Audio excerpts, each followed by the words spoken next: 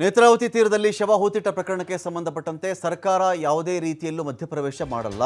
Point ಗುರುತು ಮಾಡುವಂತೆ ಸೂಚನೆ ಕೂಡ ಕೊಡಲ್ಲ. ಎಸ್ಐಟಿಗೆ ಸರ್ಕಾರದ ಕಡೆಯಿಂದ ಯಾವ ಸೂಚನೆಯೂ ಇರಲ್ಲ ಅಂತ ಹೇಳಿ ಒಂದು ಕಡೆ ಪರಮೇಶ್ವರ್ ಅವರು ಮಾತಾಡ್ತಾ ಇದ್ದಾರೆ. ಆ ವ್ಯಕ್ತಿ ಯಾವ ಪಾಯಿಂಟನ್ನು ಗುರುತು ಮಾಡಿದ್ದಾರೋ ಅಲ್ಲಿ ಅದು ಶೋಧ ಕಾರ್ಯ ನಡೆಯುತ್ತೆ. ಆದರೆ ಇದು ಒಂದು ಹಂತದವರೆಗೆ ಮಾತ್ರ. ಒಂದು ಹಂತದವರೆಗೆ ಆ ಕೆಲಸ ಮಾಡ್ತಾರೆ ಅವರು. ಆನಂತರ ಎಸ್ಐಟಿ ಏನು ಮಾಡಬೇಕು ಅಂತ ಕ್ರಮ ತೆಗೆದುಕೊಳ್ಳುತ್ತೆ ಅಂತ ಹೇಳಿ ಗೃಹ ಸಚಿವ ಡಾಕ್ಟರ್ ಜಿ ಪರಮೇಶ್ವರ್ ಹೇಳಿದ್ದಾರೆ. ಇಲ್ಲ, ಅದ್ರ ಬಗ್ಗೆ ನಾವೇನು ಮಾತಾಡಲಿಲ್ಲ. ಏನು ಮಾಧ್ಯಮದಲ್ಲಿ ಬಂದಿದೆ ಅಷ್ಟು ಬಿಟ್ರೆ ನಮಗೆ ಬೇರೆ ಏನು ಗೊತ್ತೂ ಇಲ್ಲ. ಆದ್ರೆ ಅವ್ರು ಬಂದಿದ್ದ ಉದ್ದೇಶ ಅವರದ್ದು ಕೇಂದ್ರದಲ್ಲಿ ಎಂಪ್ಯಾನಲ್ಮೆಂಟ್ ಆಗಿದೆ. ಅದ್ರ ಬಗ್ಗೆ ಒಂದಿಷ್ಟು ಚರ್ಚೆಗಳನ್ನ ಮಾಡಿದ್ವಿ.